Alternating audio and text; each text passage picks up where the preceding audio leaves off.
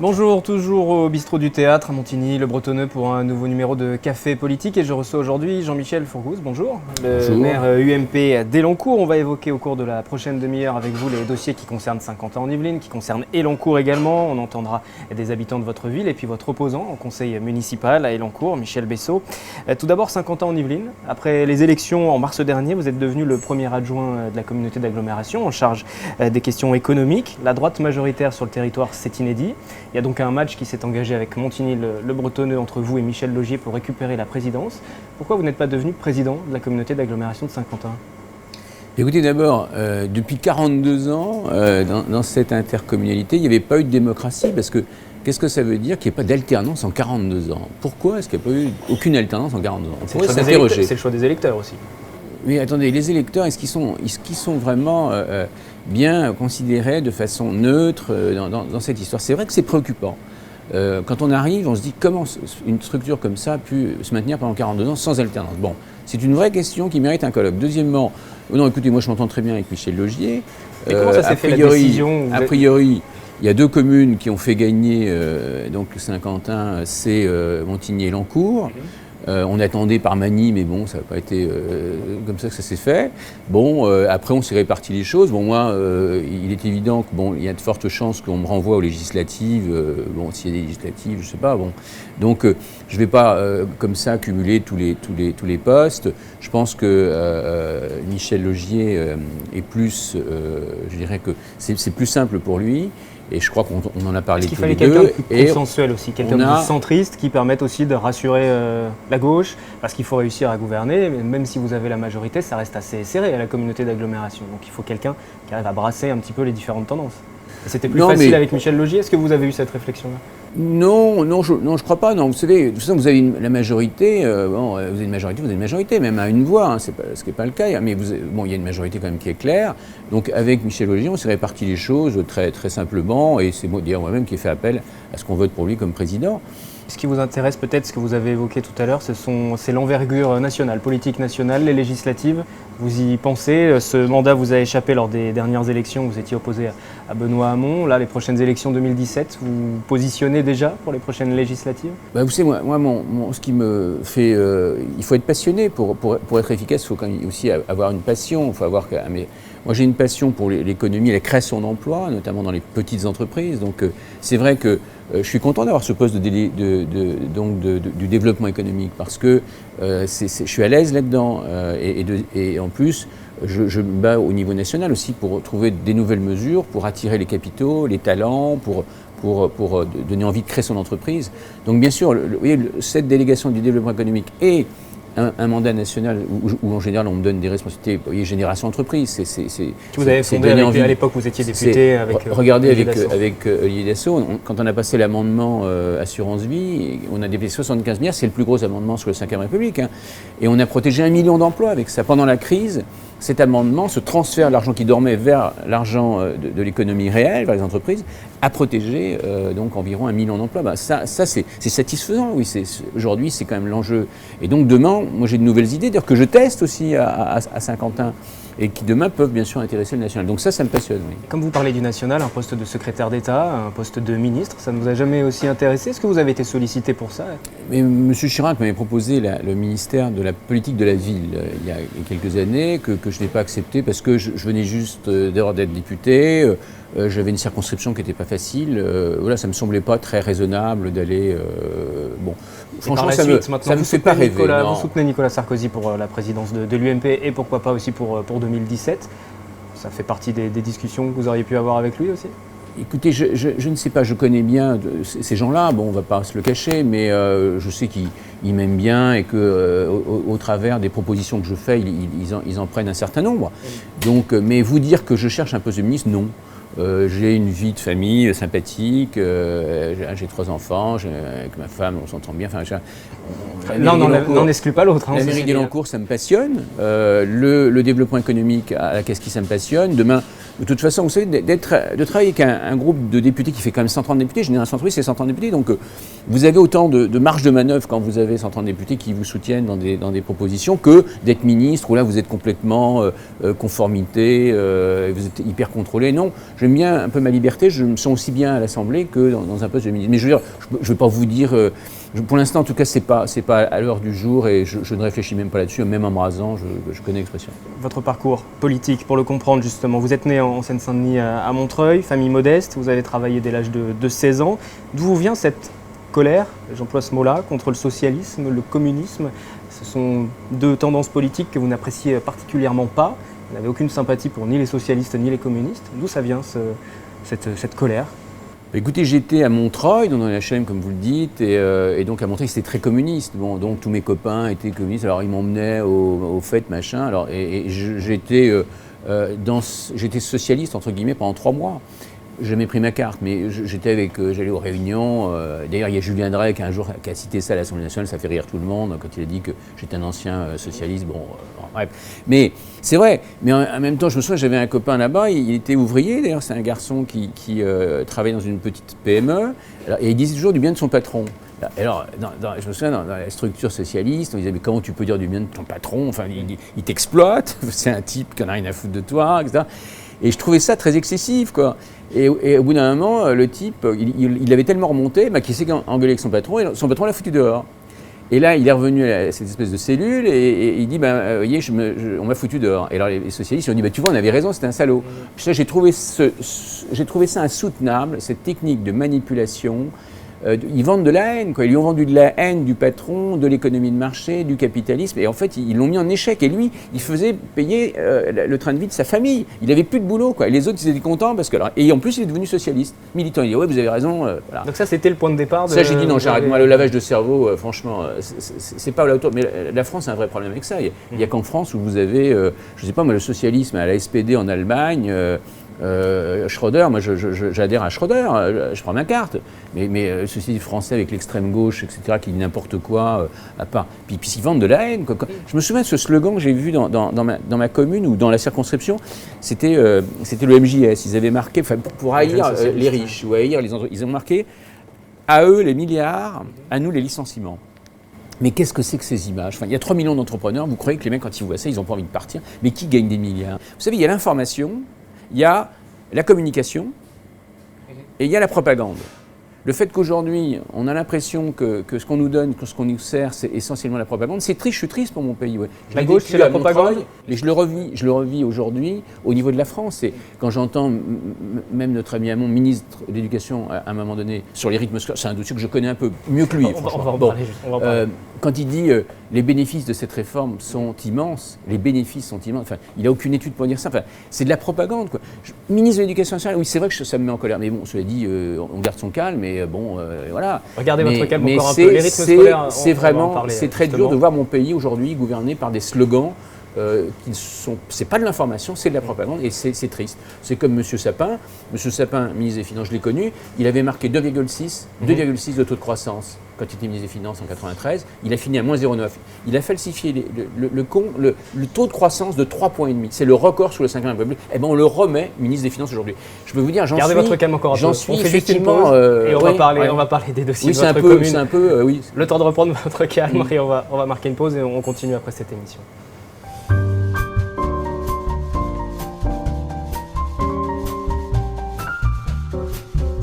Seconde partie de ce café politique, toujours avec Jean-Michel Fourgousse, le maire d'Elancourt. Nous allons parler donc de votre commune. On va commencer par quelques réactions des habitants. Je vous laisse écouter ce micro-trottoir. Depuis qu'il y a la résidence des étudiants, je trouve, j'ai été un peu étudiante, peut-être que c'est pour ça, qu'il n'y a pas pour eux, tout près, un endroit où ils puissent se réunir pour boire, fumer entre eux, rigoler. Il y a les TNI maintenant pratiquement partout à l'école, les tablettes numériques pour les écoles primaires. Et puis par rapport au sport aussi, il y a plein d'activités. Je suis une ancienne institutrice et que je sais qu'il a fait énormément pour les écoles. Les tablettes dans les écoles, tout ce qui est moderne, il l'a fait. Je trouve ça formidable. J'aime beaucoup ma ville, je m'y plais énormément. Je suis ici depuis fin 70 et j'aime beaucoup la ville parce qu'elle est très fleurie et parce qu'on a la forêt à côté, on a des espaces verts. Il faudrait plus d'endroits où les jeunes puissent se retrouver, discuter, rigoler. s'amuser ensemble. Il a fait plein de choses pour les enfants. Par contre, ce qui a déploré, c'est qu'il a retiré les... Il n'y a pas eu la fête de Noël l'année dernière. Les plus sur votre commune, développement du numérique à l'école notamment, c'est une ville verte, une ville fleurie. Les moins, manque un lieu pour les jeunes, les fêtes de Noël aussi, les festivités, créer du lien aussi. Vous êtes assez d'accord avec ce qui a été dit ?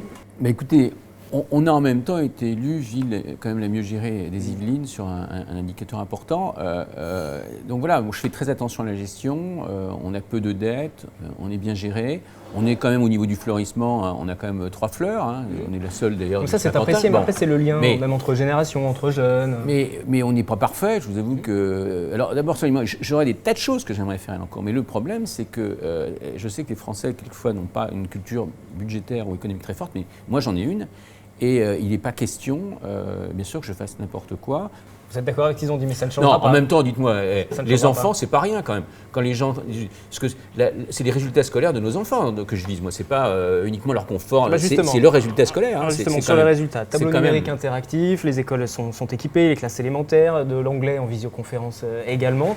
Il y a beaucoup d'investissements sur le numérique à l'école. Vous évaluez un peu les résultats et les points positifs. Vous avez oublié la culture d'ingénieur, les sciences de l'ingénieur qu'on développe avec les robots. On a 3 robots, ce qui est comme assez rare en France. Dans les écoles, qui se baladent, NAO, et qui effectivement leur stimulent leur intérêt, donc des sciences de l'ingénieur. Ils apprennent tout ce qui est logique algorithmique, informatique, etc. Et d'ailleurs, j'ai remarqué que le gouvernement, c'est mignon d'ailleurs, à chaque fois reprend, écoutez, c'est très bien, c'est comme les TNI au départ. Monsieur, d'ailleurs, mon opposant, là, monsieur Bessot, était totalement contre le numérique, les TNI, les tablettes, et puis maintenant je vois que le gouvernement reprend quand même le modèle Delancourt. Bon, écoutez, très bien. Mais est-ce que vous l'évaluez ? Est-ce que c'est évalué ? Est-ce qu'il y a un suivi ? Il y a des commissions qui regardent les résultats. Est-ce que les résultats des élèves sont meilleurs ? On n'en est pas à faire des études pour voir si le numérique... Non mais vous va bien là, avec vos deux, la mienne plus vous, là, vous êtes tous équipés de numérique, voilà. Non.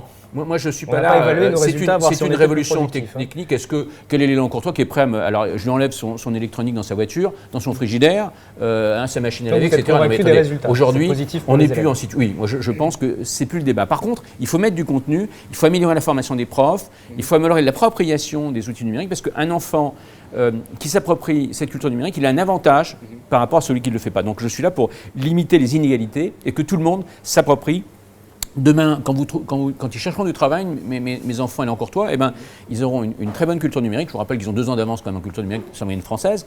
En anglais également, on leur donne des cours d'anglais par visioconférence avec des profs des États-Unis, etc. Enfin, ils sont bien formés. Les jeux d'échecs pour développer l'intelligence logico-mathématique. Je peux vous dire, d'ailleurs, vous remarquerez que même les agences immobilières me disent, Monsieur Fourgous, c'est la première fois qu'on voit que dans une commune, des gens viennent habiter une commune, Delancourt, à propos des écoles qui ont une très bonne réputation. On parle d'école, on va parler des rythmes scolaires aussi. Vous étiez contre, vous avez mobilisé, vous avez menacé de ne pas appliquer cette réforme des rythmes scolaires. Finalement, ça s'est mis en place comme dans la quasi-totalité des communes de France. Pour autant, vous avez fait le choix de ne pas mettre de contenu, véritablement. C'est la garderie pour l'instant. Est-ce que ça va évoluer ? Eh bien écoutez, j'ai une réunion bientôt avec les parents où je vais voir si c'est 30 minutes plus 15 minutes, s'ils préfèrent 45 minutes, s'ils préfèrent le vendredi après-midi. Il y a débat. Alors je vais les voir et je choisirai après. Et ensuite, après, ça va être sur le contenu. Alors le contenu, dites-vous bien que à Elancourt, on a un avantage concurrentiel très fort, vous en doutez, sur les contenus. On est quand même la commune de France quand même la plus avancée. On est cité en exemple à Shanghai. J'étais à Shanghai il y a quelques mois. On est cité en exemple en Russie, en Suède, à Singapour, en Corée du Sud, plus les ministres d'autres pays d'éducation qui viennent voir Elancourt. Bon, je dirais que les contenus, on a déjà commencé. Donc on est en phase de développer des contenus qui serviront peut-être d'exemple à d'autres communes. Actuellement, même je rédige une étude sur les tablettes et sur l'effet sur la pédagogie. Je pense que vous en entendrez parler dans quelques semaines. Bon voilà, on étudie. Moi, le premier, je m'y implique à comprendre comment on va pouvoir introduire. Donc ce serait pour cette année, ce serait pour l'année prochaine, pour cette année. Alors le problème, c'est que bien entendu, les parents se sont réglés avec leurs entreprises, avec les associations. C'est très dur de changer une organisation. Donc ce sera ou pendant le cours de l'année ou à partir de l'année prochaine. Dans cette émission, Jean-Michel Fourgous, les responsables des oppositions politiques interpellent aussi les élus de la majorité. On va donc écouter une première question de Michel Bessot, votre opposant socialiste. Bonjour Monsieur Fourgous. Bonjour Monsieur Bessot. Les Elancourtois, est-ce que vous pouvez aujourd'hui nous indiquer à quel moment l'école de musique d'Elancourt sera transférée et dans le même temps, quand prendra fin les travaux sur la maison de quartier de l'Agio, puisqu'il y a des vraies difficultés à l'heure actuelle, avec quelques problèmes même de sécurité pour les usagers. Avec la pluie, il y a un vrai danger par rapport à l'eau qui s'écoule entre la nouvelle façade et l'ancienne façade de l'école de musique et de la maison de quartier de l'Agio. Sur l'école de musique. Monsieur Bessot a raison sur une chose, c'est que c'est vrai qu'il y a eu à un moment donné une entreprise qui était en difficulté et qui, bien sûr, a posé un problème et on a pris un retard de plusieurs mois avec ça et c'était un vrai problème. Mais voilà, cela dit, donc on renforce ça, mais c'est reparti, les travaux sont repartis. Mais c'est vrai que c'est plus long, c'est trop long d'ailleurs. Alors en même temps c'est très coûteux, parce que je veux dire ça représente un coût très important. Mais on la bichonne cette école de musique et il y a encore de toute façon l'hypothèse s'il le faut, de passer au centre œcuménique. À part que le centre œcuménique, bien sûr, c'est très coûteux de le restaurer en ce moment. Alors c'est vrai qu'il y a un problème budgétaire, il y a eu ce problème d'entreprise, mais on ne lâche pas l'école de musique. Je vous rappelle qu'on donne, je crois, 160 000 € quasiment par an. Oui, pour une association, je pense qu'il ne donne pas du soutien de la mairie. L'un des dossiers les plus importants sur votre commune, c'est la piste de ski, ce fameux ski-dôme qui fait beaucoup parler depuis plusieurs semaines, plusieurs mois. Et là aussi, Michel Bessot a une question pour vous. Vous avez, juste avant l'été, engagé une première phase de concertation sur l'aménagement de la colline d'Elancourt. Pouvez-vous indiquer aux téléspectateurs, à l'ensemble des habitants de Saint-Quentin-en-Yvelines, et d'abord ceux d'Elancourt, ce que vous comptez réellement faire? Nous attendions une deuxième phase de concertation que vous avez annulée.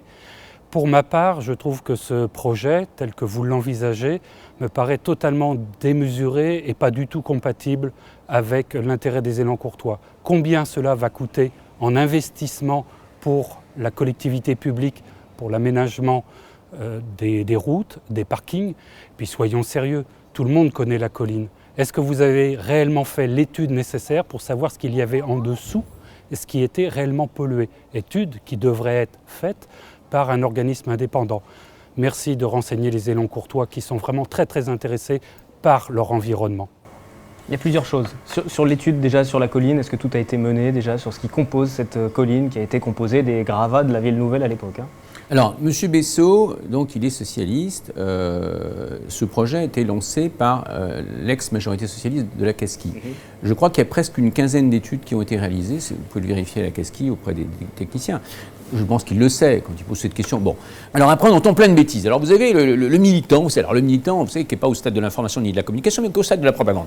Vous voyez un gars de Guyancourt, écologiste, bon, je vois pas très bien ce qu'il a à voir avec Elancourt, il habite pas Elancourt, il vient créer les amis de la Même colline. Si ça fait partie de Saint-Quentin-en-Yvelines, c'est un projet qui concerne tout Saint-Quentin-en-Yvelines. Ce garçon, on le voit jamais là-bas, qu'est-ce que c'est que ce truc-là? Il arrive avec un bon machin, c'est les amis de M. Hollande qui sont surtout derrière ça, les amis de la colline de la Revanche. D'abord, ça s'appelle même plus la colline de la Revanche, il devrait quand même être au nom, au courant du nom. Vous évoquez le collectif qui s'est monté, qui est contre ce projet qui s'appelle les Amis de la colline de la Revanche. Vous voyez que dans la signature, il y a même des gens de Colombie qui ont signé sa pétition. Bon, non mais très bien, mais je suis très fier que la Colombie se passionne pour la ville d'Elancourt. En tant que maire, je suis très fier. Mais ça veut dire, soyons sérieux. Alors, ces gens-là, ils vous disent quoi? Ils vous disent d'abord qu'on va réchauffer la planète. Il va falloir réfrigérer le site. On va réchauffer. Alors, je crois que c'est, j'espère que je ne dis pas de bêtises, je crois que c'est à peu près 200 kWh,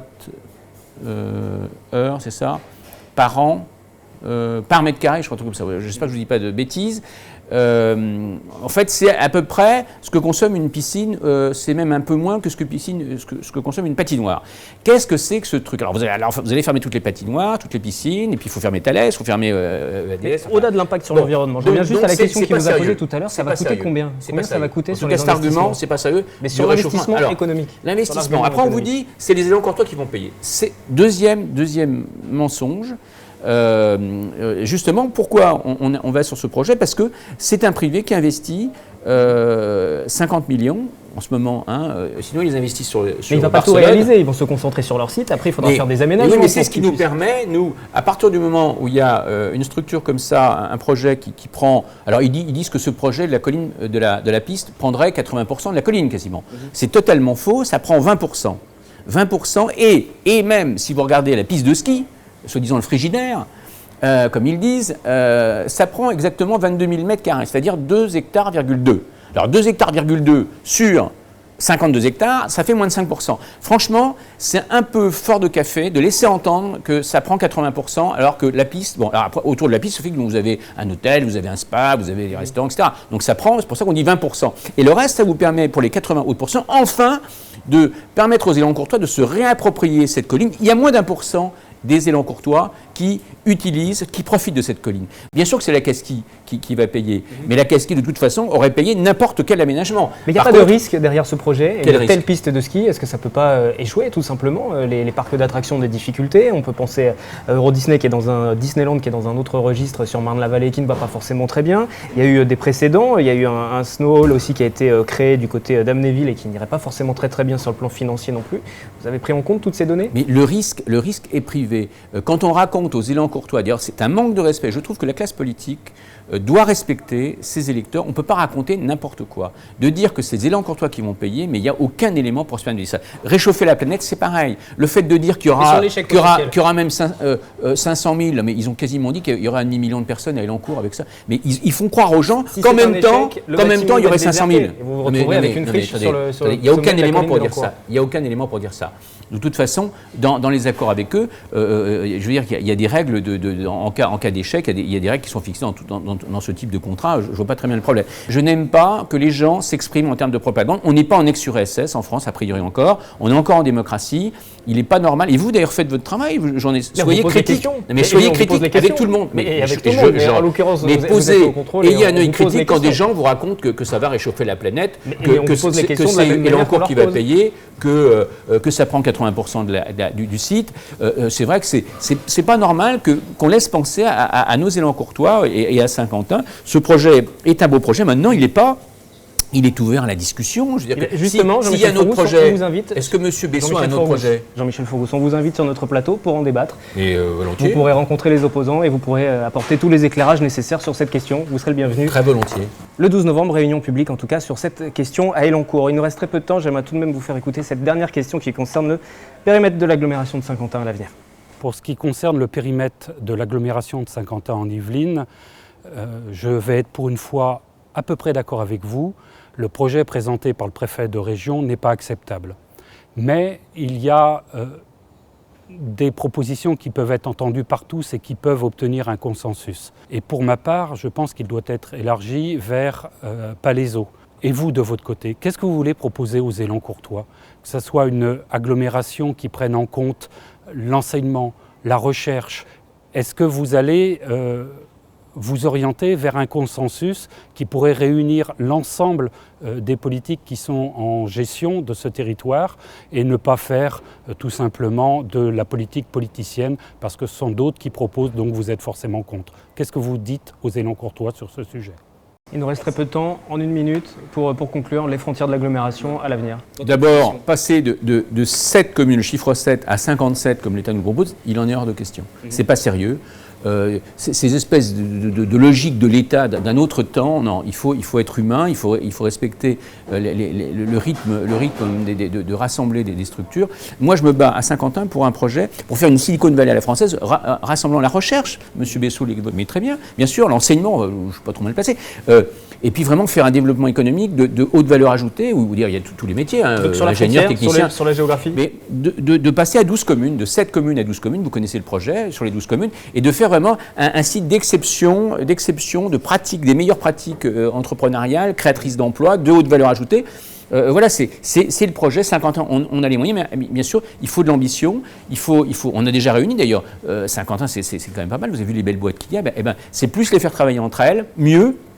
Trouver des financements pour ceux qui en manquent, alors ça c'est facile à dire, c'est difficile à faire, je vous le dis, et puis trouver les formations, d'améliorer les conditions de vie pour les salariés, voilà, c'est un grand projet, mais je vous avoue que ça c'est quelque chose qui me passionne, et je remercie d'ailleurs avec Michel Logic dans la répartition, voilà ce que je peux vous dire, donc l'agglomération, 12 communes, Saint-Quentin en Yvelines, plus Morpa, Coignières, Plaisir, les Clés, c'est les communes qu'on pourrait associer sur cette future agglomération de votre vision pour l'avenir. Merci Jean-Michel Fourgous, c'est la fin de ce café politique. Prochain numéro le 16 novembre et je recevrai François Deligné, le maire socialiste de Guyancourt.